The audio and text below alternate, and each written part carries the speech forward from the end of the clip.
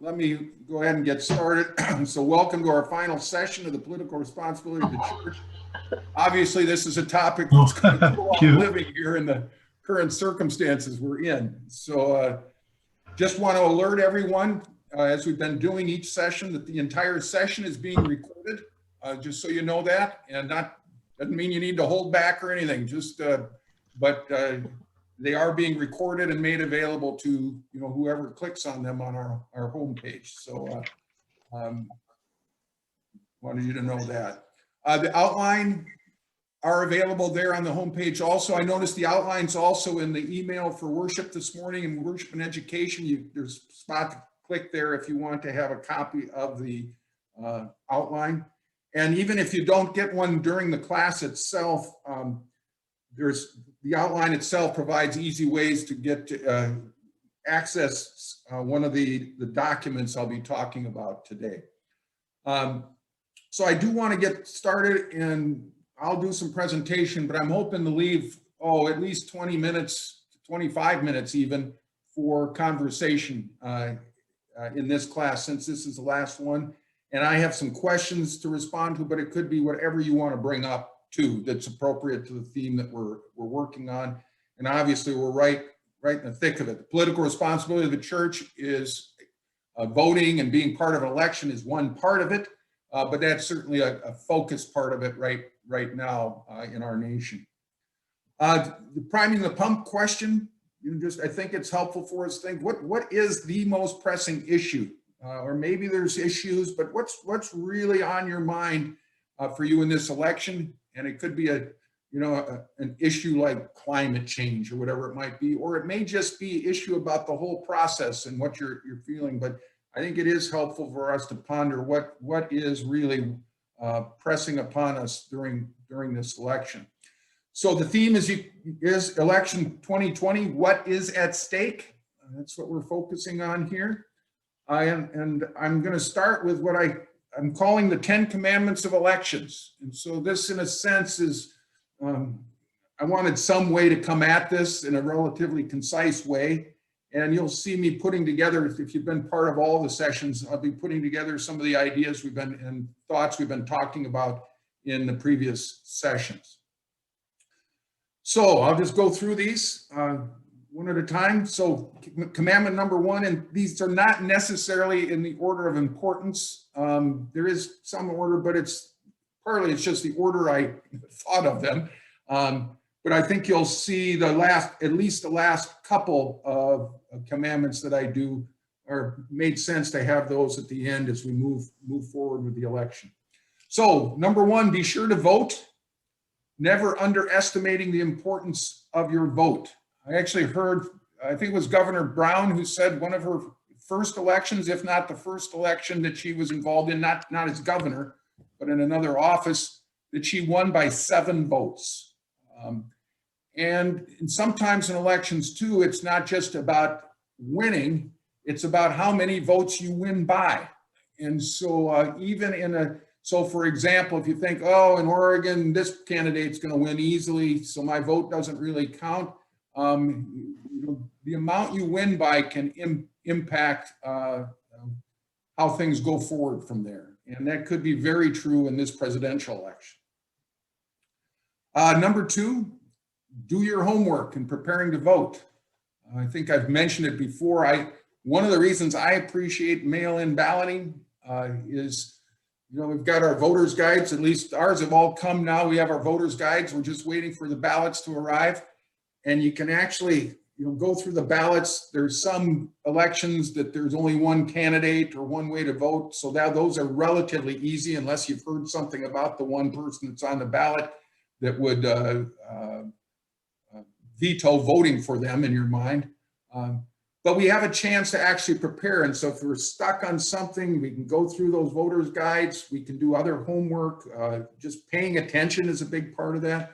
But it's important that we do our homework in voting. We go through years of school and, high school, grade school, middle school, high school, sometimes college, graduate school. We go through all those years. Well, you don't get through school without doing some level of homework. And why would voting be any different? It's important to prepare well to vote. And so that's commandment number 2. Number 3 is identify and listen to trusted voices. And that can be a challenge for us, is who do we actually listen to? And I don't have a magic formula for that. The one piece of guidance I have lifted up is I often look, if somebody comes out with something that you wouldn't expect to come out from them because of their point of view. So they say something unexpected and acknowledging something maybe they hadn't acknowledged before. That's often a sign. It's not automatic, but it's often a sign, and that's something to pay attention to.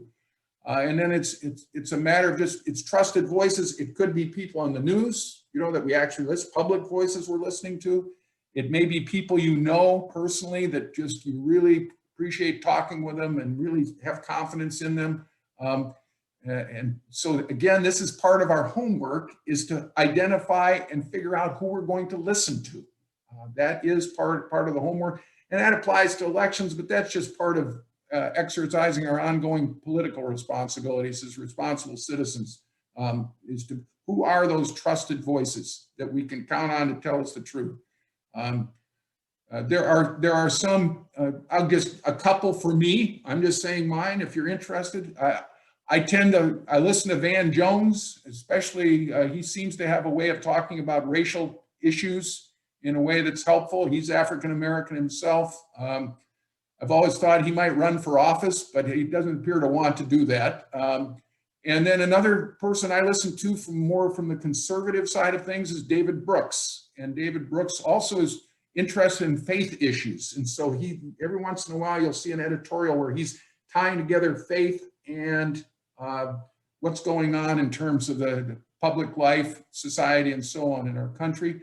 And I did a while back, I can't remember if we shared that in some way, but he did a sermon at the Washington Cathedral. And that was quite interesting. I think we shared that maybe on Wednesday night or something like that for Wednesday evening prayer. So those are a couple people for me that I tend to look to for their view on things, and they willing to tell the truth even when it doesn't necessarily agree with their standard ways of looking at things. Number 4, value a measure of integrity in the candidates for whom you vote. Now, if we want perfect integrity, we're not going to find people with perfect integrity. And often politicians face circumstances where they have to make tough choices, and it may even be that it leads you to question their integrity, and we may not know, or maybe they're in a position where they can't tell us everything. But there is a basic level of integrity that we should value and expect from our candidates. And so that is certainly helpful when we see that. Number 5, keep St. Andrew's core values in mind as you vote. Right? So, the phrase separation of church and state, I've said before, I think that's a misnomer. I think the concern is the state not to establish one particular church or faith tradition as the one that's acceptable in the nation. But certainly we don't bracket out our core values and say they don't count when we're looking at politics, economics, whatever. Those core values shape how we approach those issues. Doesn't necessarily give us easy answers. That's not the point, but they certainly can inform us. And so if you have a core value of neighbor care, and there is a group of people that is being mistreated, that is something we should be concerned about. And if there is a particular leader or a group of leaders that is helping mistreat those neighbors, so for example, one of the ones that has been on people's minds in particular is what was happening at the border with people coming into the country. Whether you even think it's illegal or not, or you don't want people to come in, you don't treat them by putting them in cages and so on. Those kinds of things, our core values can inform how we look at those kinds of issues. Certainly, we expect that there to be equity in how students, when they go to school, we can face right in the Beaverton school districts. One of the issues teachers have faced for years, and we learned this when Mary was in grade school at Vos, and Vos teachers did not have all the benefits of a well-off parent-teacher association that could supply some supplemental materials for them, which in other schools in the district had a lot of that. Well, that's partly, you can't control all of that, but that's a sign of inequity. And so our core values might inform that, is there a way for us to respond to that kind of inequity? And that's a very basic kind of example that we're looking at there. Number 6, do not put absolute trust or invest unrealistic hope in any candidate. Since all candidates are mortals, and I even cite the biblical reference for that, Psalm 146:3. I saw this happening particular, maybe somebody vaguely remembers me preaching when back in 2008 when President Obama was running for office, and I was very concerned that I thought some inordinate hopes were being placed in him by some of the people, his supporters. And I preached about that, that was putting messianic hopes in a political leader is going down the wrong track, at least from our faith standpoint. We don't put absolute trust or invest unrealistic hope in any candidate. It's the kind of thing we saw when President Trump was running, when he had, I may remember when he said during 2016 campaign, you know, I think it was, I can shoot somebody on Fifth Avenue and they'd still support me. Well, obviously there's a problem if they'd still support somebody who would shoot somebody on Fifth Avenue. So that was a problem where people are investing too much hope or trust in a political leader. Yes, there's a basic level of trust and so on. We can put the hopes in people, but if we think they're going to somehow fulfill all our hopes and are worthy of our trust, every candidate that runs will disappoint us eventually if we put those kind of unrealistic hopes and that kind of trust in them. Number 7, vote for candidates who embrace the role of being a public servant. And it almost feels old-fashioned in some ways, but that's what you're called to do, is to be a public servant when you're elected to office. That's why you're there, is to be a public servant. Now, fulfilling that is a challenge, and you're not going to please everybody doing it, but that's the basic role. And it used to be called, you know, statesmanship. You know, we'd have to say stateswomanship too, but it's being as somebody who's just understands what their role is and embrace that. Number 8, insist on a fair and just election process, but do not expect perfection there either. So there have been issues in every election that's ever happened. They're not as widespread as maybe some have suggested. And we do want a fair and just election process. We should work for that, insist on it, but not expect perfection. And then I just put in a little note there, would you rather cast lots as the disciples did? That's how when Judas, you know, was no longer with disciples, so they needed one more, they actually cast lots. You know, it's equivalent of shaking dice to see who the next disciple is going to be. We could pick a president that way, I suppose, but I think I prefer this fallible process that we have to that, because obviously it engages us. And I'm not even saying that was the wrong way to pick Matthias to be the 12th disciple back then. That's the way they did it. And they had 2 good people, so in a sense it didn't matter at that point, either one. So, but they cast lots. I don't think we want to go to that kind of process for picking our political leaders. Number 9, it's very important, be thinking about how you will engage in the political process after this election is concluded. And it may take some time to conclude it also. So there's no nice, clean thing there. But you know, how are we going to continue to be engaged afterwards? And you know, things may go one way or may go another, and it's important that we're ready to stay involved in the process even after the election. And then number 10, consider the impact of the election on how the next generations will live. And I will go out, it's not much of a limb, but we have it as our core value, earth care. Any candidate I would say almost at any level now, but virtually any candidate is going to be in a position where they have to take something like climate change seriously. And interesting enough, because of other issues that are so front and center right now in this election process, the climate change issue is still, it's there, it's not going away. But that's an example when, if we're thinking about future generations, we have to take those kinds of questions into account. Then I just want to point out, it's a new resource that's come out. It's called A Social Message on Government and Civic Engagement in the United States, Discipleship and Democracy. There's a way to download it. This was adopted unanimously by the Church Council, which is a group of, I think, 33 people. That's the Church Council of our national church, our church-wide Evangelical Lutheran Church in America. It was adopted in June of this year. Just so there's social messages and there's social statements. So a social message is a teaching document of the ELCA focused on particular social topics. It's intended to focus intention and urge action on timely pressing matters of social concern to church and society. And it was adopted by the Church Council by at least a 2/3 vote. So all these messages have to be adopted by a 2/3 vote. Social statements then are more comprehensive documents that are developed via a 5-year process led by a task force.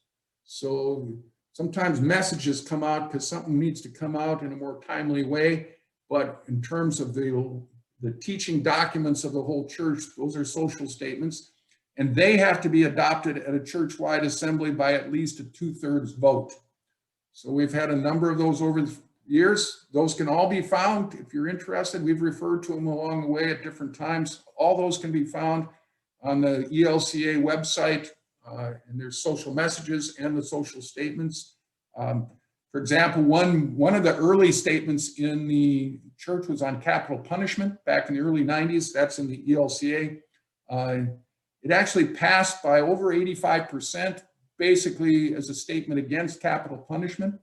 One of the things that's special, and I wish I had put a note down here about this, in the Evangelical Lutheran Church, we believe that people can, in good conscience, disagree in good faith from the teaching statements of the church, the social statements. And so you don't have to say, I agree with all these social statements in order to be an ELCA Lutheran.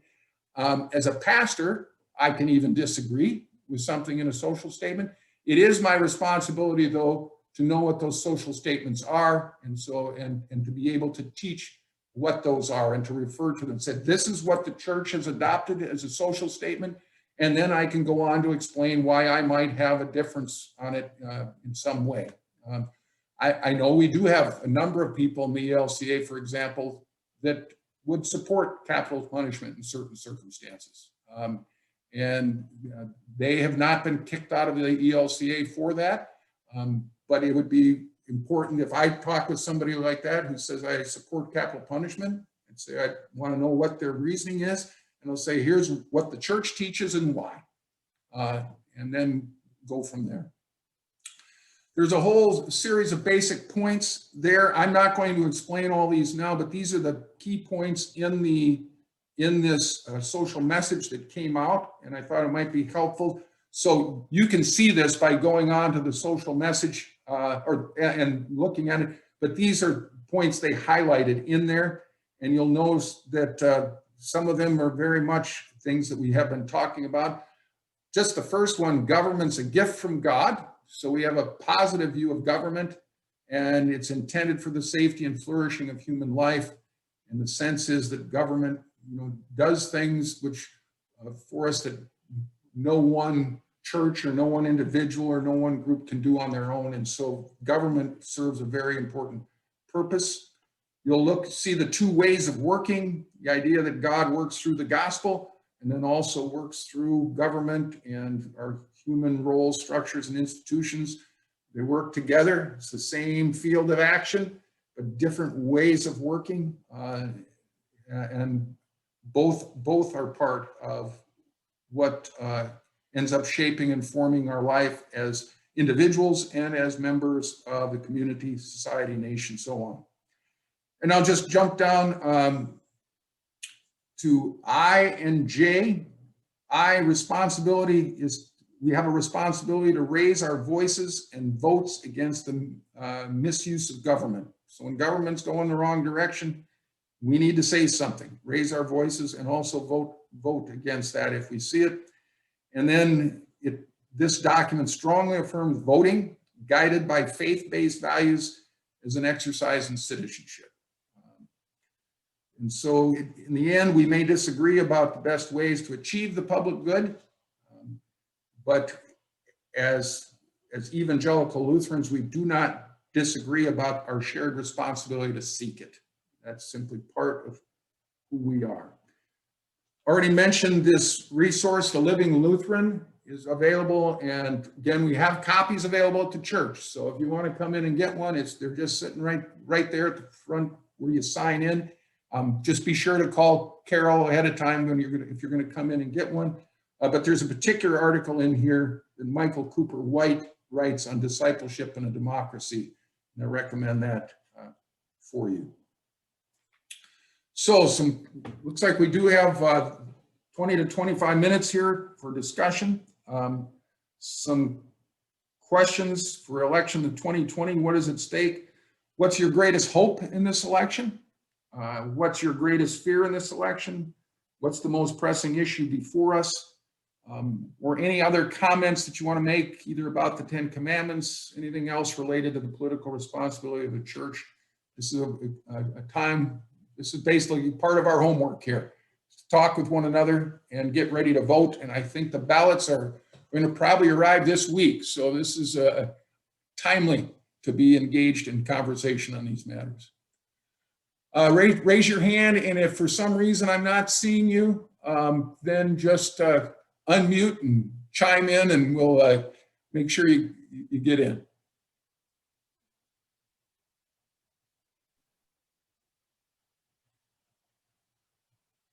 Mary, go ahead. I just have a question. Are those your original 10 Commandments, Mark? You made Yes. those up? Oh, Yes. very Well, good. I made them up in the sense, I mean, obviously they're shaped, but yeah, I couldn't. Yeah. I needed something to bring things together. So that's Yeah, they're very helpful. And do we have permission to share? I assume we do. If anybody wants to read them, get them out there. Okay. Yeah, Thanks. yeah. Other comments, questions, concerns? Question on the government is a gift from God. It doesn't mention government comes from the consent of the governed. And the reason for that is, in our Lutheran tradition, there's more than one way of governing. So we do not necessarily, from an evangelical Lutheran point of view, say democracy, for example, is a gift from God, but some other way is not. So even, because there can be more than one kind of government. So we're not presuming what is the form for that. But government in whatever form is considered a gift. So for example, I don't know that I've said this about Bonhoeffer, but Bonhoeffer was very concerned about, even after the Allied forces, after they would defeat Germany, he wasn't sure Germany was ready to just go right into a liberal democracy. He was very concerned about that. Wasn't sure they'd be ready for that. And for various reasons, has to do with the history of Germany and the way things were done there. And Bonhoeffer had been exposed. He'd been to the United States 2 different times, spent a year here. And so he was aware of the American system, where it had spent 2 years in Great Britain. So there as a pastor for 2 German-speaking churches. So it's interesting that he was not totally convinced that was the way to go. I mean, he came from he was part of what was called the Old Prussian Union, which is a combination of churches, but he came out of a segment of German society that would be suspicious of letting just anybody run the country.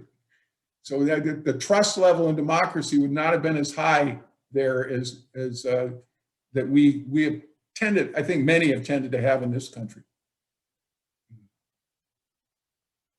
And obviously the point is, it's a gift, but it can easily be transformed into a curse also by the way it's conducted. Luann? Well, I think my greatest hope is also my greatest fear in that my greatest hope is that the election will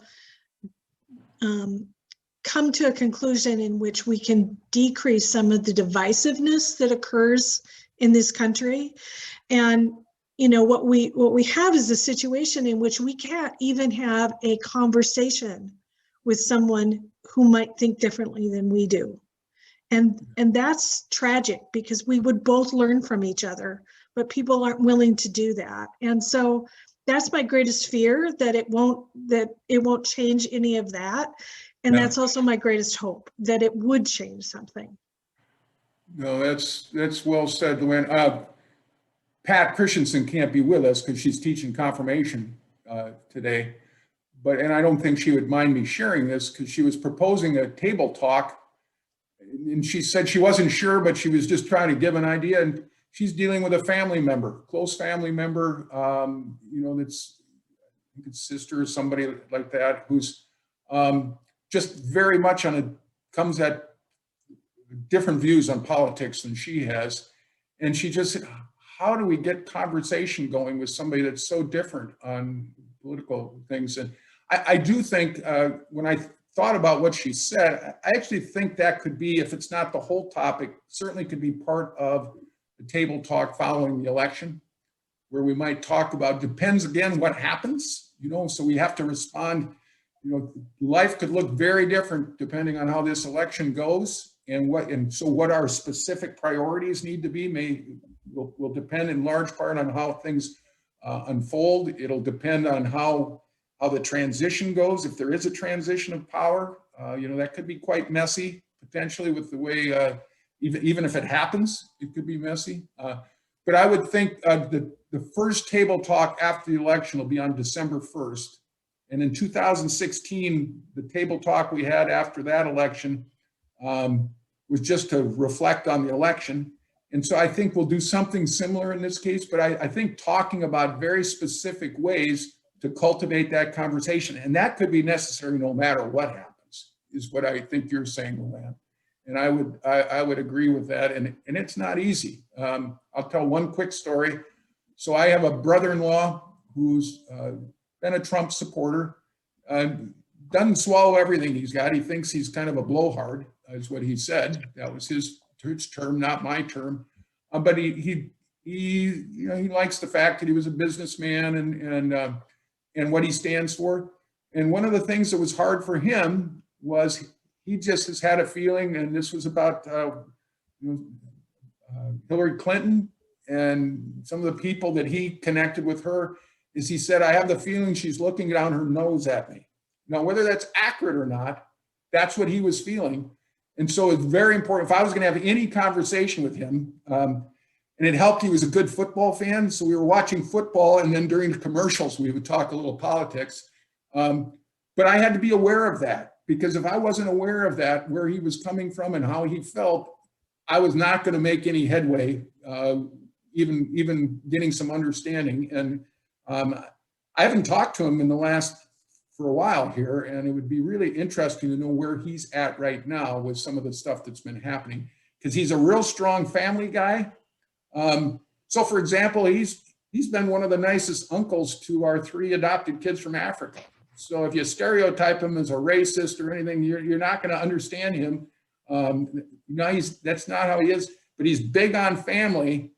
And I could see him getting upset with the fact if the president and his administration are not taking COVID seriously, and the consequences that's happening on grandma or grandpa or whoever, that's the kind of thing that would get him riled. So again, what are the things that are driving people, and to really have conversations about it? I think that's important work. Luann, do you want to say something more? Well, I just, one of the challenges that I have is so many people I know and have conversations with regularly think and feel like I do.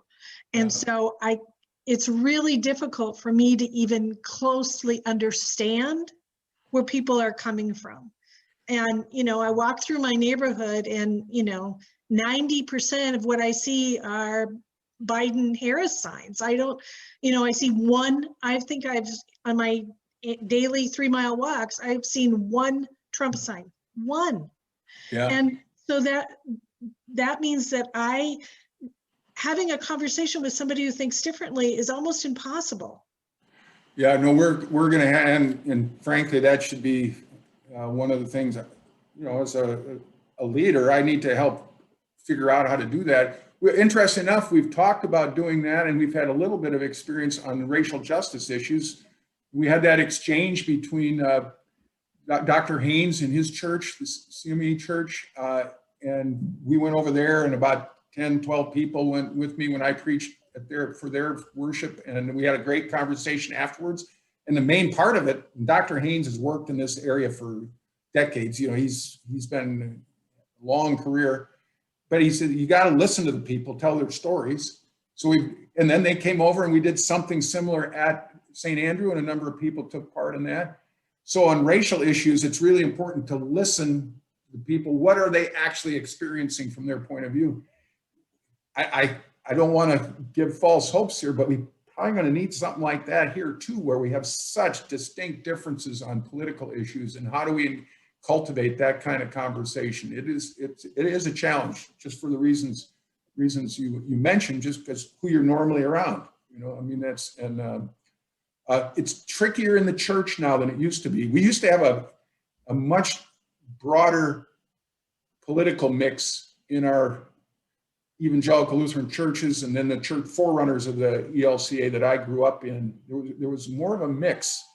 And because of some of the decisions we've made as a church, which I've supported for the most part, I think the political mix is not as varied as it used to be. Or I think some people maybe who still may still have some views that aren't as common anymore in the church, they may be hesitant to speak up. And so it makes it a little more difficult, because we're not getting as many different views within the church community, even though I think we have something to offer in the way we approach some of these things. Like table talks, the basic rule there is be civil and be respectful, both in your talking and your listening. Those are the kind of basic principles that we need, and then we need to be willing to listen to each other. But that's the point. Maybe, hopefully, the churches could be potential places to cultivate such conversation and for people to feel safe. But a lot of people are not going to feel safe even in our churches now to talk about certain kinds of things. Anybody else?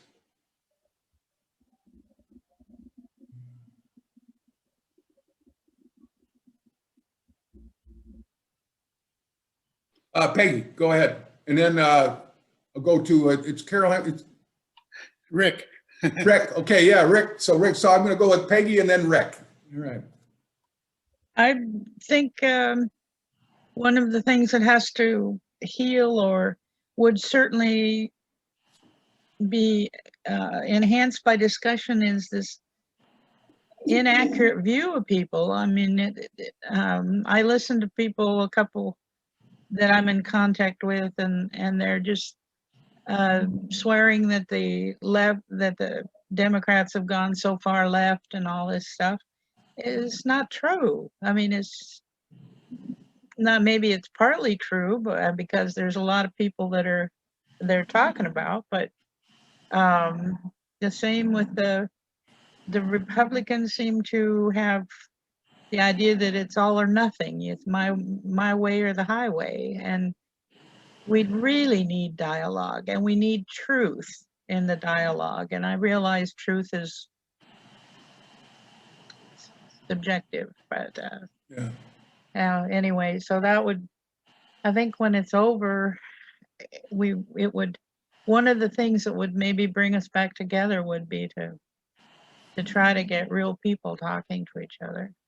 It just popped into my head. I don't know if some of you may have gone to the early or watched the live stream this morning, but Pastor Robin, and it talks about letter writing and how it actually helps apparently people who are the percentage of people that commit suicide. You can actually affect that through letter writing. She'll mention it in the sermon today. So it's really an important insight. But even imagine if we came up with one pen pal who's somebody from the different side of the political spectrum and just started talking back and forth without worrying about changing them. See, and I think part of it's even like in the church, somebody works too hard to try to convert you. We kind of react to that.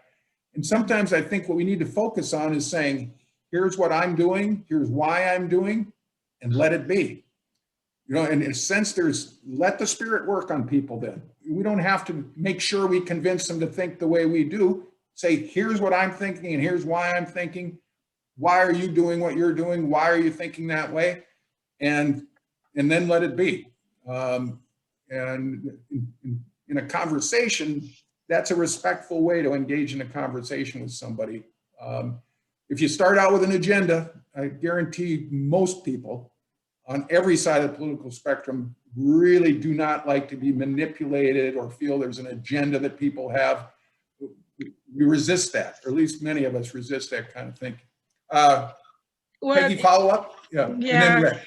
One thing is amazing is people honestly say, I don't want to wear a mask because I don't want the government telling me what to do, that I have to wear a mask. And these seem to be the same people that are saying you can't have an abortion. I don't, that they want the government to tell you what to do with something as big as that. And it's just that flip of mind thing that, and everybody does it, I guess. But okay, No, that's helpful, Peggy. And I would say then my curious question would be just what you just said. I'm noticing you don't want to wear a mask, and yet on abortion, I'd really like to understand what your thinking on that is. I'm really trying to understand the thinking on it. Rick, go ahead. Pastor Mark, this is going to sound a little bit off topic, and maybe it is, but I wanted to tell you that my wife Carol and I, we live outside of McMinnville. Okay. Near Amity, if you remember any of that. Oh yeah, no, I know where Amity is, and we're here because we're part of a climate study group, interdenominational in the greater McMinnville area, and we happened on your book. It didn't happen on it, we found it. And we wanted to get to know, and we love the book. So we're studying it and talking about it within our 4, 5, 6 church group. And we wanted to get to know you a little better as an author and person that speaks with courage. So we've been attending this class and we get the grace notes and all of that. So I wanted to tell you that I appreciate all that. We both do. And then my question is, this might be a little off topic, but not really. You spoke about a big priority of your class is the church's responsibility to speak up. Yeah. And you do, thank you. Many churches do not, in my opinion. And I just wondered if you have some words of wisdom as a church attendee, that's what we are. Will we insult or rub our pastors the wrong way if we bare our souls about their lack of naming sin? Yeah. So one maybe just to take a page from what Peggy talking to Luann and that, I would think most pastors, and again, I don't know, I won't speak for all, but most pastors, you might just start with, I'm really struggling with this issue. Start with something that you're struggling with and wonder what your thinking is on that. Or just so basically just have a conversation and start there, because I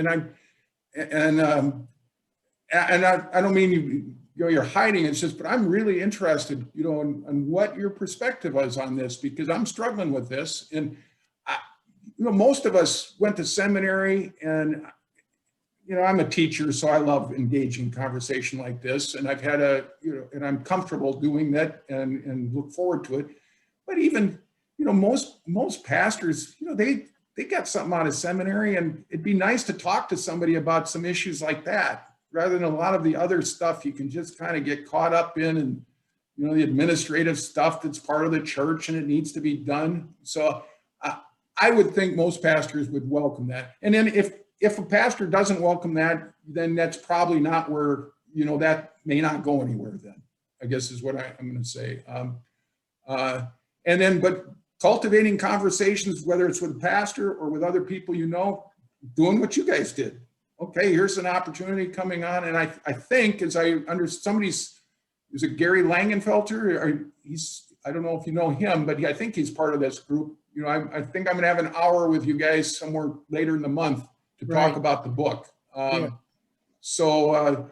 that's where I would start. Maybe start with just something that you're wrestling with, and be really interesting to hear how your pastor and hopefully they're not threatened. In fact, many would welcome a conversation like that. That's actually what we were trained to do in some ways. So Yes. And if I don't want to make this too simple for you, because I know some of the challenges you're talking about, but Right. that's what I would suggest as a starting And point. if for some reason they don't welcome that, then we need to know that. You've learned something. Yes, you've learned something then. Yeah. Thank you. Anybody else?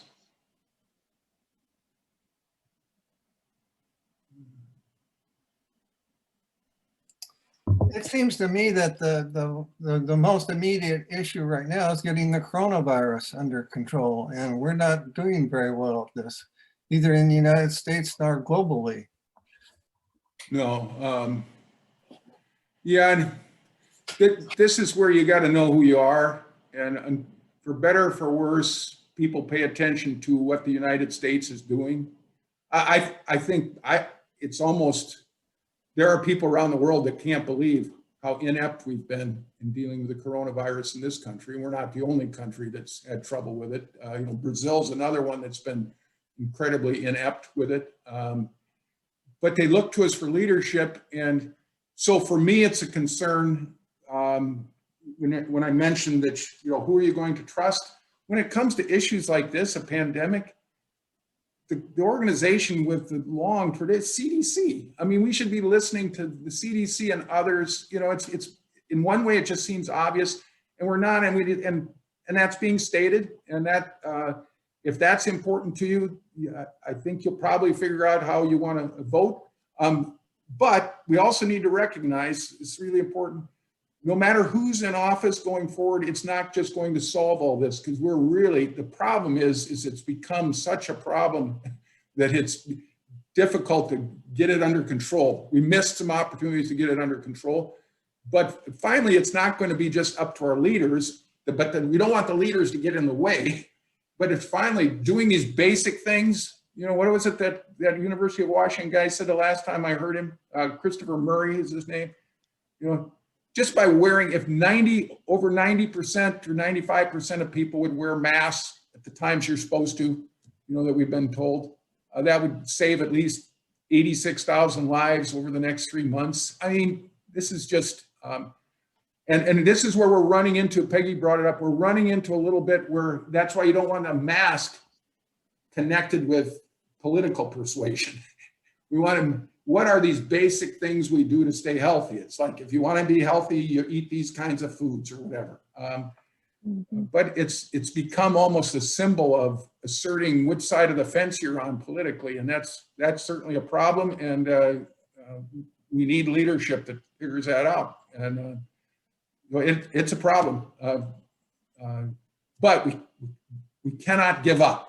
So, you start with yourself. It needs to be a much broader approach, but what are we doing? One of the things we have done is, as a church, we're trying to be very methodical in dealing with this issue, at least as a church, and Tira Nessett at the last reopening team meeting we had, what she brought up that she appreciated, she said, was the consistent messaging coming from the congregation on that issue. And not perfect, but we're trying to find our way in a very methodical way through it. And so far, we haven't had a big outbreak at the church. I hope we're able to avoid that. And when I say outbreak amongst the congregation, hopefully not likely to have that. We do have the preschool still operating there, and so far they've been able to make it without having a major outbreak of any kind.